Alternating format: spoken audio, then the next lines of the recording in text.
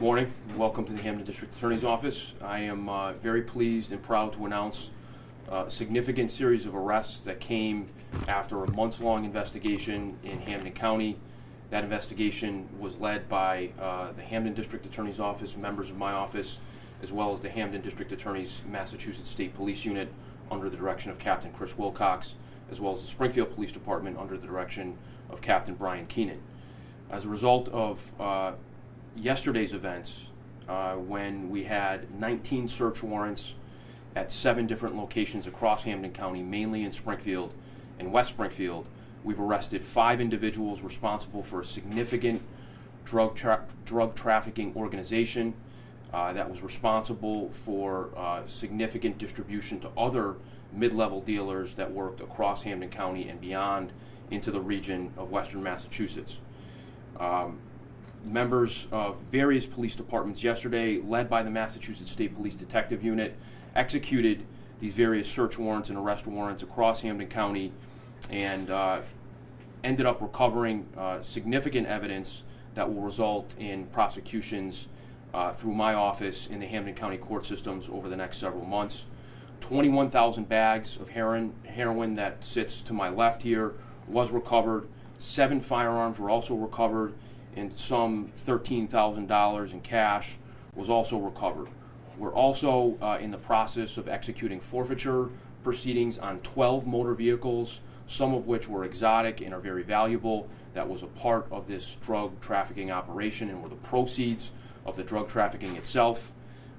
Various addresses in Springfield and West Springfield were the subject of the search warrants yesterday.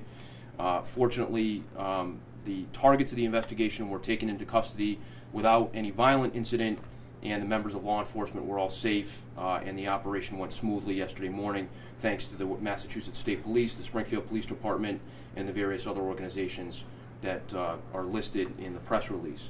5 men were ultimately taken into custody: Joel Pacheco, Luis David Ramirez Perez, Jose Cedeno, John Shukes, and Vincent Lalio on various drug charges which are listed. Many of them are significant trafficking charges that we'll pursue to the fullest extent of the law. We are very pleased about this. This is a continued effort by my office, the Massachusetts State Police, the Springfield Police Department, in continuing to chip away at drug distribution in this county. We're aware each and every day, as you are, of the serious effects of drug distribution as we continue to see tragic drug overdoses and street violence that comes as a result of these drug trafficking operations. Again, this was a significant drug trafficking organization that was supplying other mid-level dealers around this county.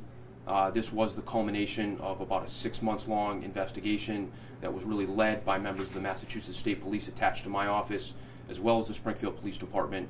I want to thank all the organizations that participated, but mainly I want to thank the Springfield Police Department for its continued partnership with my office and with my state police unit, and mainly the Massachusetts State Police and the man to my right, Captain Chris Wilcox, who led this investigation along with all others in this county run by this office. I mainly want to thank as well Sergeant Sean Marr, who runs the narcotics unit in this office, who is tenacious and committed and does things lawfully and appropriately all the time. This was a complicated investigation, and also Trooper Liam Jones, who was the point person, the main investigator for the investigation. They did a terrific job, and we're very, very pleased with the outcome. And now we'll continue the investigation and begin prosecutions that will go through the court system in the coming months. So I'm happy to take any questions. Is this connected to any of the buses in Hartford from yesterday? No, not to my knowledge. These guys getting arraigned today? Yes, yeah, it's my expectation. I know there was a recent arrest this morning. My expectation, based on the time, that he will also be arraigned today, but I would expect the other 4 to be in Springfield District Court today. Do you know anything about the history of that garage? It seems like there have been several owners over the years. Has it been the site of something like this before? Not that I'm aware of in terms of law enforcement. I don't know if it's had code violations and things like that, but like I said, this investigation has gone on for a long period of time, and we know it was one of their central places of operation, and it was certainly a subject of our investigation and what happened yesterday. We're talking about that garage in West Springfield off of Memorial Avenue. Correct. Okay. Were these drugs going out to this area, or were they going out further? Was this kind of a stash house of sorts? Ryan, mainly this drug trafficking operation was supplying drug dealers in this area, in this region, all over Hampden County, but I think it's a fair assumption that, like I said, it was more regional. It was going out probably to farther places outside of Hampden County as well. That's why I asked about Hartford, because they had something very similar going on yesterday, where they said that it affected places along the eastern seaboard. So yeah, I don't want to make any real assumptions, but I think based on what we know historically and how these things work, there could have been some overlap or intersection between those operations, those drug organizations, but mainly that's a separate investigation, a separate group of folks to what we have here today. Did some math over the last year in Hampden County, at least through media reports, close to 200,000 bags of heroin has been taken off the street. Is this a dent? Is this a significant dent? And how much is out there? Yeah, I would say it's a conservative estimate of what's been taken off the streets. I mean, in my recent memory, I can think of certainly over 100,000 bags, and that's not considering the smaller cases that don't often at least get on my radar. But this is a dent in the sense that this is a significant amount of heroin. This is 21,000 bags that would have unquestionably ended up in the hands of users and could have resulted in overdoses, in deaths, in tragedies. And these bags end up in the hands of dealers who are protecting their turfs, protecting their operations with street violence. So this is significant in many respects, deeply significant. But what's, I think, more significant that's not here on this table necessarily is the operation that was broken down yesterday.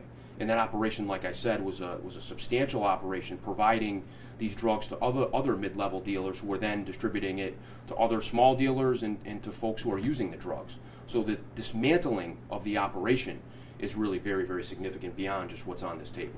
Were these guys you arrested known to you kind of in the past? Some have records. Some were known to my office and my prosecutors.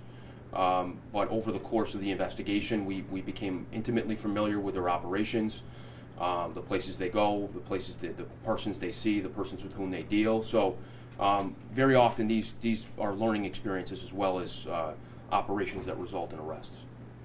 can you talk about any of the other locations that are in Springfield? You said there were several there. There were some residences in Springfield that we knew they were frequenting, at least, if not, calling home. And those were the subjects of the search warrants. The addresses I have here before me, but they're included in the press release that you have or will get.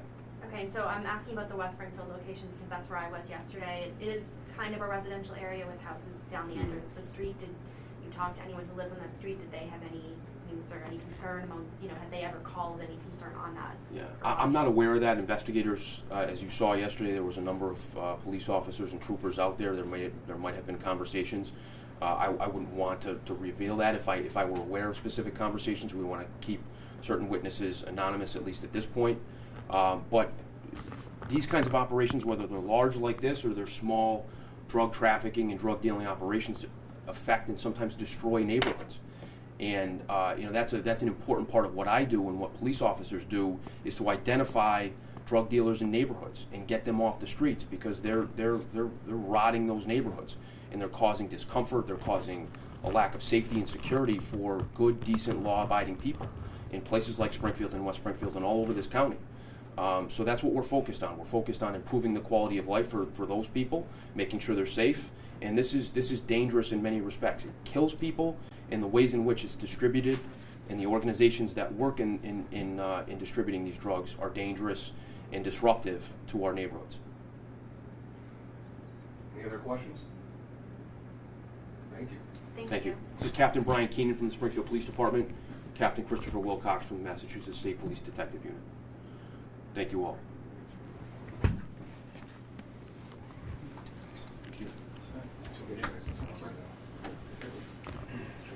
Yeah, I gotta get somebody. Thank you. Yeah. Thank you. We're gonna have some surprises. Yeah. Take it. Take the chance. More pictures, I guess.